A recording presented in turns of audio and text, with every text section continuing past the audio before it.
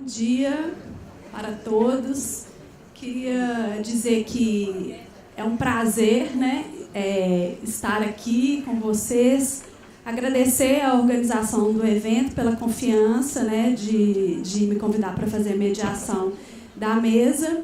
E eu queria, para a gente dar início, né, à temática da segunda mesa, eu queria fazer uma leitura, prometo que serei breve, não tomarei o tempo dos convidados. A mesa 2, Políticas Públicas do Livro e da Leitura, como os planos municipais de livro, leitura, literatura e bibliotecas contribuem para a noção de literatura como direito humano. Refletir sobre a relação entre os planos de leitura e literatura como direito humano remete-nos especialmente ao pensamento de Antônio Cândido. O teórico nos ensina que pensar em direitos humanos é reconhecer que aquilo que consideramos indispensável para nós é também indispensável para o próximo. Mas o que é dispensável e indispensável para viver ou sobreviver em nossa sociedade? É nessa direção, para além da alimentação, moradia, saúde, liberdade individual, crença, opinião, que Cândido leva-nos a indagar se o direito à arte e à literatura são também indispensáveis, provocando-nos. Ora, se ninguém pode passar 24 horas sem mergulhar no universo da ficção e da poesia, a literatura, concebida no sentido amplo, parece corresponder a uma necessidade universal que precisa ser satisfeita e cuja satisfação constitui um direito. Em tese, as políticas públicas têm como princípio o estabelecimento de objetivos socialmente relevantes e politicamente determinados, que buscam garantir direitos, seja para toda a população, certos grupos ou setores específicos da sociedade civil. E, claro, esse pressuposto não é diferente quando pensamos em políticas públicas de leitura. Nesse cenário, os planos de leitura apresentam-se como instrumentos burocráticos de execução da atividade pública que estabelecem responsabilidades. Mas, se entendermos esse documento como compromisso assumido, em diálogo com a mesa, com o tema da mesa, eu subverto ou provoco. É possível os discursos dos planos de leitura comprometerem-se com a leitura, escrita e literatura como direito humano? Então, eu gostaria de convidar, né, a Patrícia, a Cida, o Volney e a Fabíola para sentarem aqui com a gente.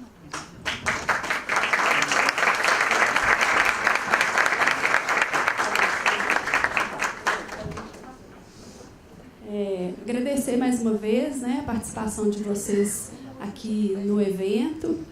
E aí eu vou começar apresentando a Cida Fernandes. A Cida Fernandes, ela é bibliotecária, formada pela Universidade Federal de Pernambuco, consultora de políticas de leitura e colaboradora do Centro Cultural Luiz Freire, onde atua especialmente no programa Direito à Leitura. Acompanha a implementação e o trabalho de bibliotecas comunitárias, públicas e escolares. É também consultora do programa Prazer em Ler do Instituto CIA. E aí eu passo a palavra para a Cida. Bom dia a todas e todos. Primeiramente, quero dizer que eu estou muito feliz, mais uma vez, de participar no evento promovido pelo Polo com as parcerias, né, do SESC e da Fundação Cultural da cidade, e dizer que é bacana ver esse cenário de longe, porque a gente vê todas essas bandeiras aí, e em todos esses lugares está acontecendo isso, são debates de política pública, e é bastante interessante porque o tema é a política pública para garantir o direito humano à leitura, e a pergunta se o plano municipal ele garante a noção do direito à leitura como um direito humano. Eu fiz um roteiro, porque senão me perco, eu falo demais, aí vocês me cortem, por favor. Começando por uma reflexão. Primeiro, eu acho bacana que ela já deu o chão aí do Antônio Cândido, de o que é o direito humano à leitura, né? O porquê o direito humano à leitura. Então, ademais da fruição da arte, O Antônio Cândido nos coloca que a literatura ajuda a nossa humanidade. Ele ajuda o exercício da alteridade. Quando a gente vive um personagem no romance, a gente vive esse personagem sem a nossa moralidade, né? A gente lê a prostituta e vive a prostituta, a gente lê o bandido e vive o bandido, a gente lê o coronel malvado e fica com raiva dele. Então, esse exercício nos humaniza. Ademais disso, é através da cultura escrita que está o registro da nossa evolução. Tem um livro muito interessante chamado Noé Não Era o Único, né? E ali fica muito claro a história bíblica que continua, que é a história verdadeira, é a história dos vitoriosos, a história de quem escreve a história, né? Então, uma outra dimensão da literatura é o registro da história. A gente conhece o higienismo nesse país através do Machado de Assis, muito melhor do que em qualquer livro de história. A outra dimensão é a comunicação. Quem lê bem se apropria, né? Se apropria do texto, se apropria da comunicação e pode se colocar no mundo. Então, o direito à literatura, nessas 3 dimensões, é imprescindível para o desenvolvimento humano. E tem um outro autor que é bem interessante, que ele vai situar, ele vai dizer como o romance epistolar ele é determinante na contribuição para a noção dos direitos humanos no século XIX. O Leigh Hunt é muito legal, ele tem um capítulo só sobre, até então, né, a literatura, os personagens da literatura era gente importante. E, de repente, começa a aparecer em romances epistolares os empregados e as pessoas pensando e falando das suas emoções. Então, a partir de entender que o outro, que o negro, que o empregado, que as pessoas de outras castas sociais têm sentimentos, esse sentimento nos humaniza e aproxima. Então, há toda uma mudança no ideário social nesse período, a partir também de muita influência da produção literária. Então, a partir dessas reflexões, eu queria fazer primeiro 2 observações. Quando a mobilização social e a política pública de leitura, ela não parte, como todas as outras políticas, do governo. Ela parte da demanda da sociedade. É a sociedade pressionando o Estado para garantir direitos, né? Então, quando isso acontece, a gente já vê em si uma manifestação de uma consciência social das pessoas sobre a importância da literatura e da cultura escrita. Ela ainda, massivamente, está muito no direito à mobilidade social. Ler, né, aprender a ler e se apropriar da cultura escrita para melhorar de vida, né? E acho que os movimentos comunitários, acho que o Bruninho tem uma fala muito bacana, quando eles se apropriam desse direito e exercitam esse direito, eles começam a ver que não é um direito para o futuro, é um direito para a transformação no presente. Isso é muito importante. E a outra coisa é que elaborar o plano municipal, a elaboração de um plano municipal, um plano estadual, uma política pública de leitura, quando você fala política de Estado, você já está dizendo, é um direito de todos, é uma política para todos. Então, é um direito humano. Eu acho que essas 2 coisas são 2 observações que eu queria começar. Mas não basta isso. Eu acho que para a gente garantir a noção de política pública do livro-leitura como um direito humano, a gente tem que considerar e cuidar do processo, né? Então, eu botei 4 pontos aqui para organizar um pouco o processo. O primeiro processo é a formulação e a aprovação do plano. Então, garantir o plano, para garantir uma política pública como um direito, o direito à leitura como um direito humano, é preciso garantir o princípio democrático constitucional da participação. Então, como o Estado vai ouvir e acolher e dialogar não só com o que falta, né, o que preciso fazer, mas também reconhecer o que já é feito. Então, uma política, um plano municipal, não vai inventar o novo. O principal é olhar, compreender e articular o que está feito para potencializar, a partir do que está feito, o novo, o que é necessário fazer, né? Então, o processo diagnóstico, a escuta, a identificação dos problemas, o levantamento das propostas e a validação, né? A gente tem acompanhado o processo e, assim, por conta da cultura política que a gente tem, de meta e de prazo, tudo é atrapalhado nos prazos, né? Existe uma dificuldade muito grande nacional, e aí no Estado, no município, na federação, de articular tudo isso, essas agendas políticas. Então, a gente atropela o processo. Mas isso faz parte da história. Nossa democracia ainda engatinha. Então, a gente está aprendendo a se relacionar com o Estado, não mais o Estado patrão, mas o Estado irmão, o Estado parceiro, né? O governo parceiro para fazer. Isso é importante a gente reconhecer, senão a gente não anda. Em muitos lugares, na perspectiva de cumprir a meta, se vai à prova por decreto. O decreto não é lei. Nesse país, só se obriga a fazer algo se for lei. Então, não adianta ter plano por decreto, não adianta ter coisa por decreto, porque vai ficar engavetado. Então, a escrita coletiva, a participação coletiva, as audiências, né, o envolvimento massivo da sociedade é o que vai garantir a efetivação da política, né? Considerar como um direito de todas e todos, um direito humano, é considerar todos os segmentos sociais. Então, negros e negras, gays, lésbicas, população de baixa renda, as pessoas com deficiência, tem que estar envolvida para a gente entender como é que a gente vai chegar o acesso a esse direito a todas as pessoas, independente de onde elas estão.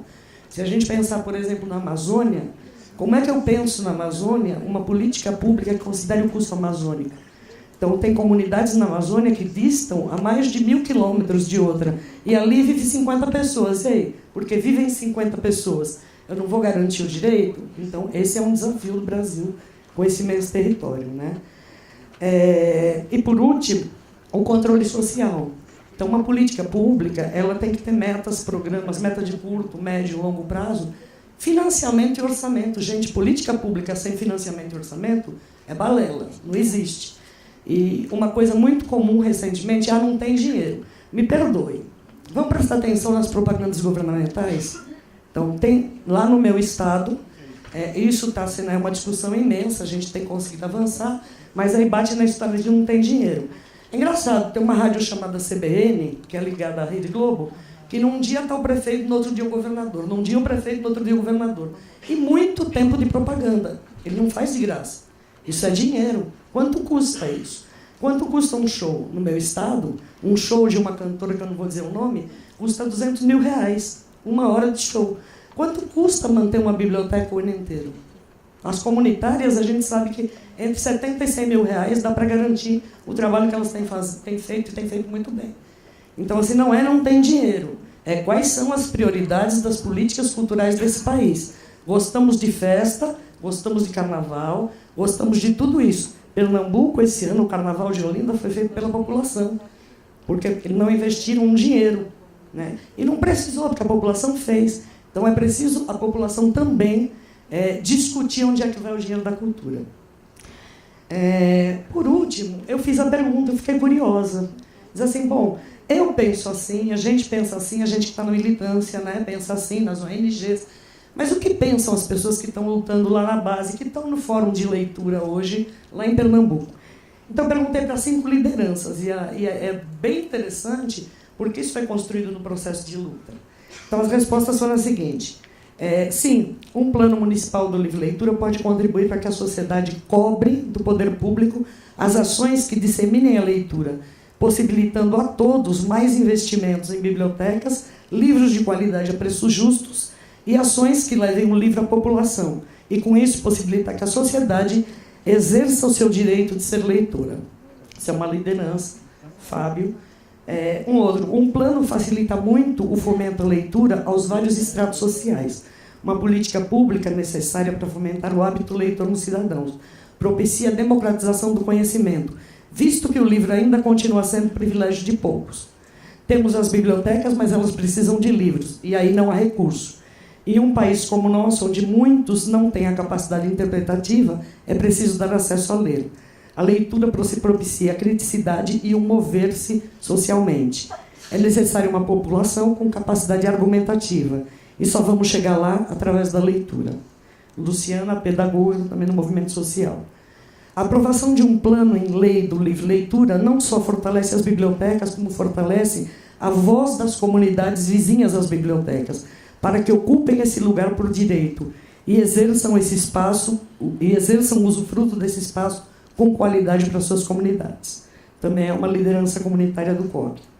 Na medida que a gestão pública e a sociedade civil constrói, isso aqui é a voz de uma gestora, na medida em que a sociedade civil e o governo constroem um plano municipal, a leitura passa a ter lugar na agenda pública, não mais como um acessório colocado nos eventos de educação e de cultura. Ela passa a ser vista ela passa a ser vista como elemento principal da política, uma diretriz composta por metas, dentre outras coisas. Deverá traçar objetivos a serem cumpridos. Assim, a política de leitura passa definitivamente a ter lugar, orçamento e prioridade, consequentemente, resultados contínuos e ininterruptos. Bom, e aí vai, tem mais dois, mas vai na mesma direção. Quer dizer, quando a gente se pergunta, somos nós? Não. Desde 2003 para cá, eu acredito não, tenho certeza, que a sociedade está tomando consciência de que o direito à leitura não é menor que o direito à comida, não é menor que o direito à educação. É um direito estruturante, inclusive, dos outros direitos. E, para concluir, eu vou ler rapidinho aqui um texto do Paulo César Carbonari.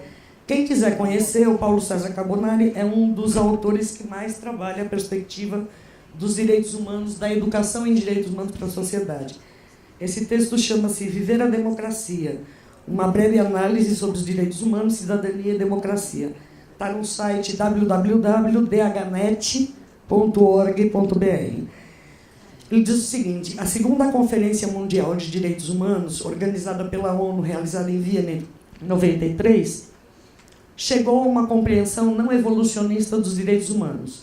Na Declaração e no Programa de Ação de Viena, lê-se: todos os direitos humanos são universais, indivisíveis e interdependentes, e estão relacionados entre si. A comunidade internacional deve tratar direitos humanos de forma global e de maneira justa e equitativa, em pé de igualdade, dando a todos o mesmo peso. Deve-se ter em conta a importância das particularidades nacionais e regionais, assim como aquelas nos diversos patrimônios históricos, culturais e religiosos.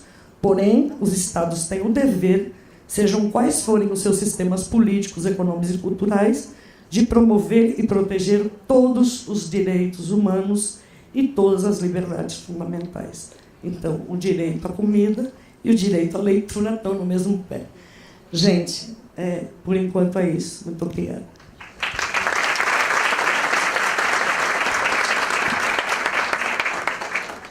Cida, como a gente ainda tem um tempinho, porque você foi breve, eu queria que você falasse um pouco, a partir de sua trajetória política,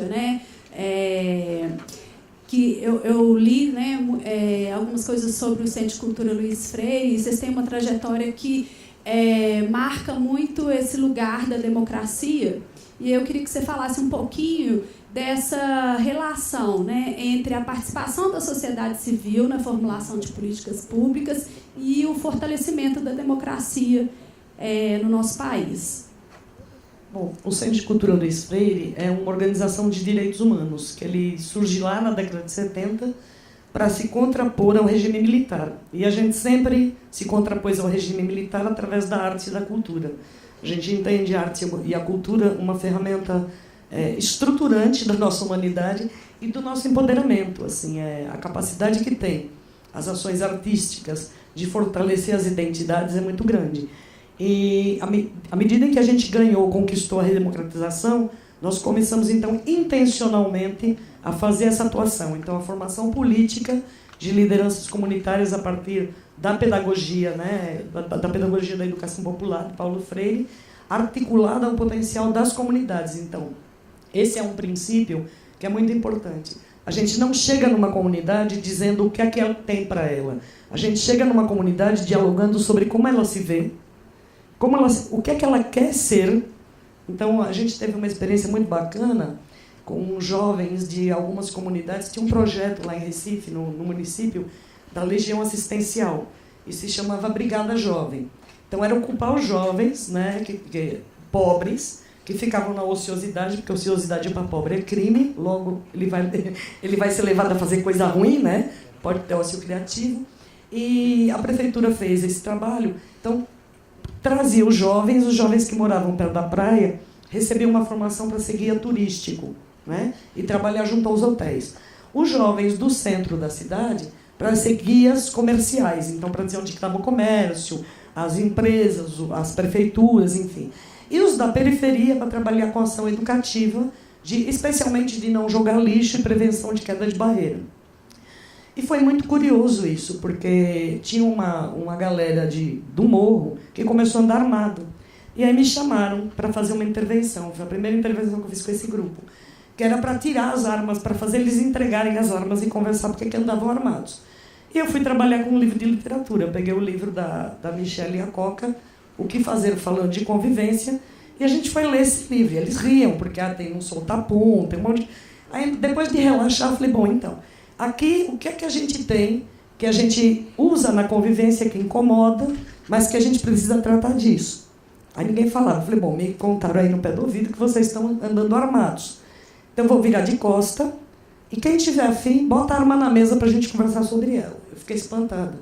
Quando eu virei, tinha quase caidura, só tinha arma, gente, tinha faca. Só tinha uma arma de fogo, só tinha uma pequenininha, que era, acho que 22, sei lá o que era aquilo. Quando eu olhei, eu falei, e agora, né? Faço o que com esse negócio aqui? Aí a coordenadora da formação bateu na porta e me chamou. Disse, você anote o nome de tudinho que entregou a arma. Eu digo, pra quê? Porque vão ser desligados do projeto. Falei, legal, vai lá e diz tu. Eu tô indo embora, né? Como é que eu vou fazer isso? E foi muito bacana, porque a gente conversou com esse grupo e eles negavam. Assim, eles tinham que andar armado porque eles passavam por um território que era de bandidagem. Eles se sentiam violentados. Eles não queriam andar armados, mas era a maneira que eles se sentiam mais seguros. A gente teve um longo bate-papo. E aí eu propus à prefeitura. Eu falei, o seguinte, eu quero 60 quilos de terra da barreira onde eles moram, de lá, catado com eles. A mulher olhou para mim, lá, vai lá pegar a terra da barreira com lixo, com prateneira. E a gente fez um ritual. A gente peneirou toda essa terra e eles construíram uma maquete, como eles viam a comunidade. Aí, depois que eles viam a comunidade, a gente conversou sobre elas. Então, o que é possível vocês, no lugar que vocês estão, fazer para essa comunidade ser outra coisa? E eles construíram outra maquete. A partir disso, eles fizeram um planejamento de transformação da comunidade. Foi um sucesso, durou 3 anos de trabalho. Eles cumpriram todo o ciclo de formação, que era 3 anos, aí tinham aula de inglês.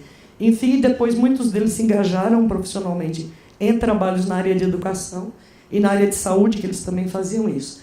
Então, esse é um exemplo. Então, a gente sempre chega na comunidade dialogando com ela.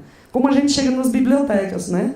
A gente vai na biblioteca, não, eu não vou ensinar você a fazer, eu vou entender como é que você compreende a informação e o que eu preciso fazer para essa informação chegar melhor a você. Então, acho que esse é um princípio fundamental que nos ensinou Paulo Freire. Né? Não é embora eu tenha um conhecimento técnico e tenha um conhecimento político, eu não tenho o conhecimento do Bruno. Então, se eu não olhar o Bruno, essa é a perspectiva que um Centro Luiz Freire trabalha na formação das comunidades. A gente trabalha hoje fortemente na democratização da comunicação, na democratização da cidade, do direito à cidade, e do direito à educação com o viés educação e cultura. A gente trabalha muito junto. Não sei se eu lhe respondi. Sim, Cida, obrigada. Vou apresentar a Patrícia.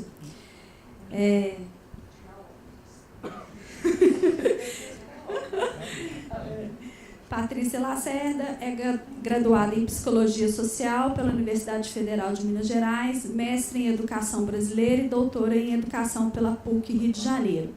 É consultora de organismos internacionais, governos e instituições do terceiro setor na área de educação. E foi coordenadora do programa Prazer em Ler do Instituto CIA. Atualmente é gerente da área de Educação, Arte e Cultura dessa instituição. Bom dia de novo. Boa tarde, não, bom dia ainda. Quando a gente vê essa bandeira, né, principalmente Cida, Volney, Érica, Janine, que está chegando agora para o Prazer em Ler, também vai sentir essa emoção, a gente vê que isso é uma representação de uma história viva. Isso é fruto de várias comunidades que estão trabalhando e que estão articulando nesse mesmo tom que a gente está fazendo aqui. Então, existe uma percepção de que tem uma coisa viva acontecendo no Brasil que é muito potente. Então, é muito emocionante e queria trazer um pouco para vocês essa possibilidade de acompanhar esses vários sotaques, nesses vários territórios, lutando pelo direito à leitura, o que a gente tem aprendido com isso, né? Eu trouxe uma colinha também, e eu vou ficar em pé, porque senão eu não vou ler a minha cola, mas eu vou compartilhar minha cola com vocês, então vocês vão ler junto comigo. A questão do direito humano, né, que Daniele colocou e que Cida trouxe, eu acho que tem uma questão muito importante, porque o direito humano é um projeto de humanidade, né? Depois do horror da guerra, as pessoas se unem e falam assim, não, tá tudo errado, a gente precisa acordar uma ética mínima para poder viver junto, porque a gente está se matando, a gente está fazendo um projeto de humanidade suicida. Então, essa é uma ideia, não deixa de ser um plano, né? Então, vamos combinar um plano, vamos sonhar aqui um jeito diferente de viver e é alguma coisa que está um novo horizonte, um horizonte utópico. Então, quando a gente pergunta como os planos podem contribuir para a mudança da vida, a gente pode partir dessa ideia do direito humano como um projeto, um sonho e um acordo mínimo, e um acordo que vai tendo gerações, né? Então, tem direitos humanos de primeira geração, segunda, terceira, quarta, quinta, que vão incorporando, e, de fato, eles têm essa equivalência, né?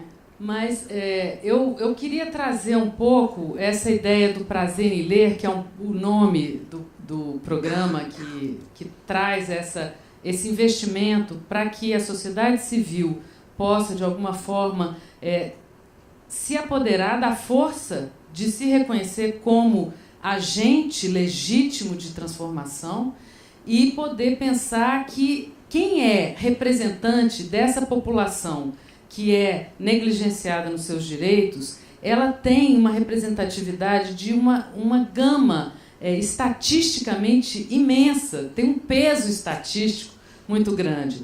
Então, se você tem um Bruninho, se você tem um Rafael, se você tem qualquer uma pessoa que é nascida nas condições mais adversas e que consegue, no encontro com a leitura, se transformar, ressignificar o que eu faço da vida, qual que é a minha potência, o que esse território tem de riqueza, e conseguir barrar e não vestir carapuças que tentam impedir o tempo todo que você é pobre, que você é feio, que você é isso, que você é aquilo, muda o jogo e consegue, a partir daí, desse lugar de legitimidade, comunicar uma verdade para as outras pessoas que estão nessa situação, que é muito importante, muito contagiante. Então, queria ressaltar um pouco essa ideia. E quando a gente pensa em prazer, a Ana Maria Machado, uma vez num seminário do Prazer em Ler, ela trouxe essa ideia, né?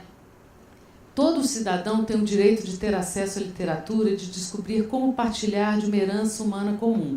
Prazer em ler não significa apenas achar uma história divertida ou seguir as peripécias de um enredo empolgante e fácil. Além dos prazeres sensoriais que compartilhamos com outras espécies, existe um prazer puramente humano, o de pensar, decifrar, argumentar, raciocinar, contestar, enfim, unir e confrontar ideias diversas. Então, essa ideia desse prazer humano, não só de achar os inteligentes são quem pensam como a gente, né?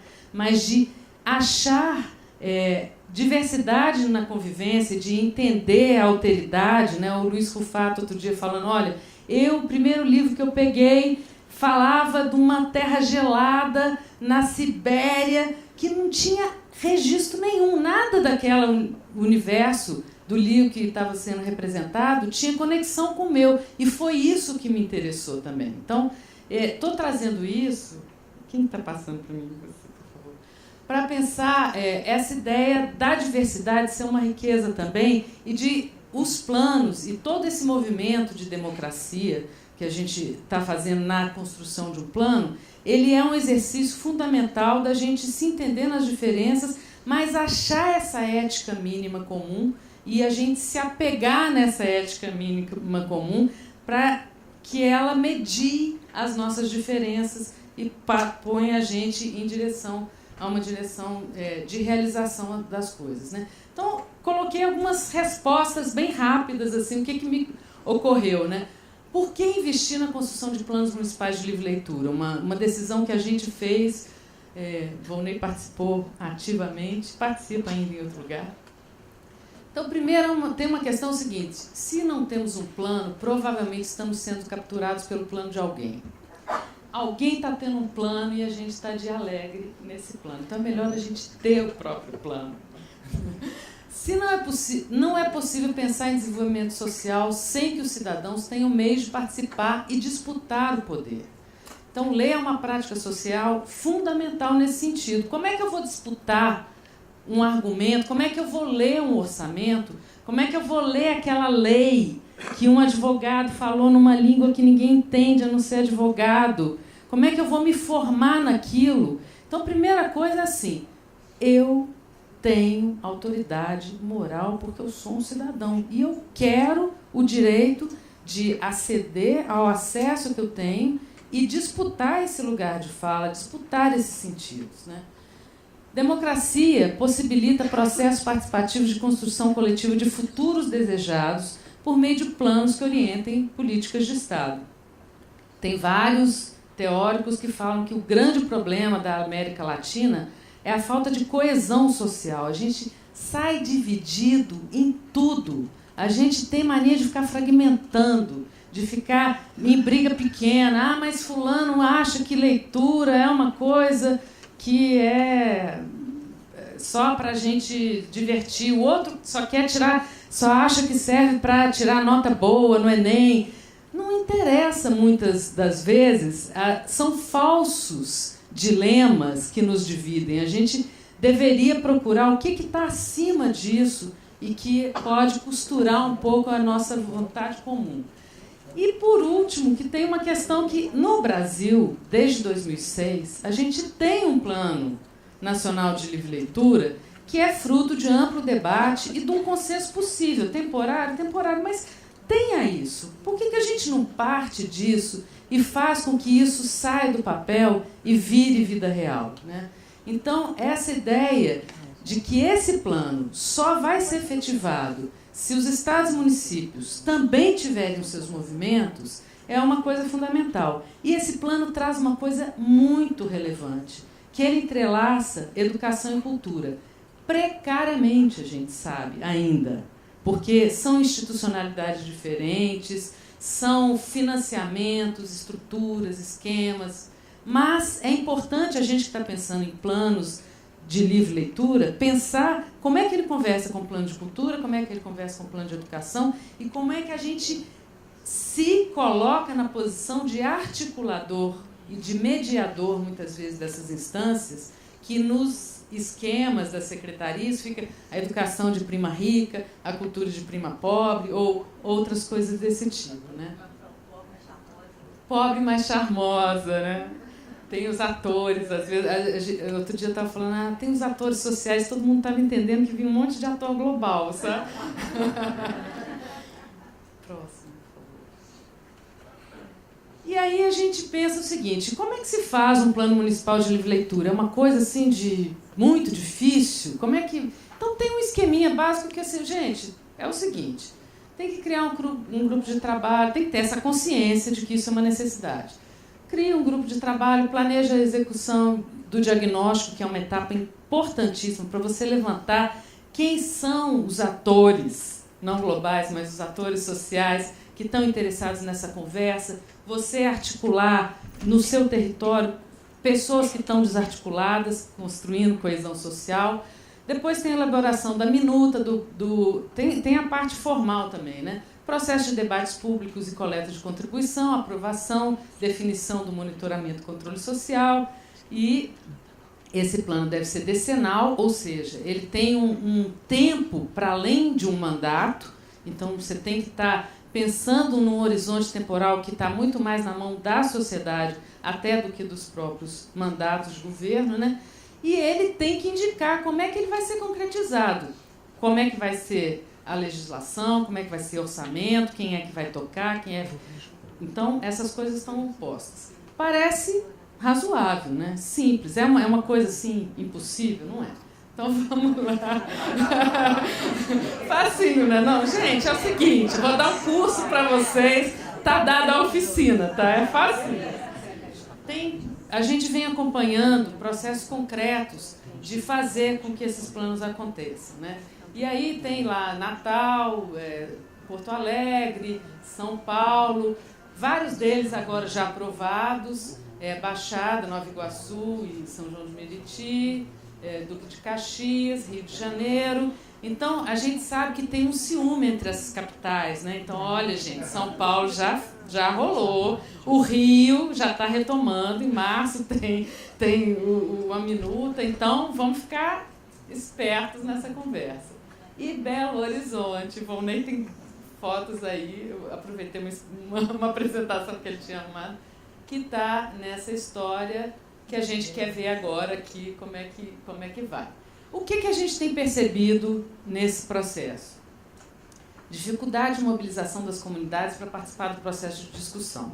Então, já vou fazer a outra lâmina nessa, que a outra lâmina era o seguinte: o que pode a sociedade civil organizada nesse processo para complementar o esforço do executivo e dos legislativos para poder fazer essas coisas andarem, né? Essa questão da comunidade, quem tem enraizamento comunitário tem muito maior condição de trazer as pessoas do que muitas vezes uma convocação oficial que vai lá fria, né, e que fala, não, mas eu não sou desse partido, eu acho que eu não vou estar nessa conversa. Então, como é que a gente, de fato, usa esse poder de mobilização de quem tem base comunitária para fazer essa convocação e para fazer esse chamado da consciência da importância dessa pauta, né?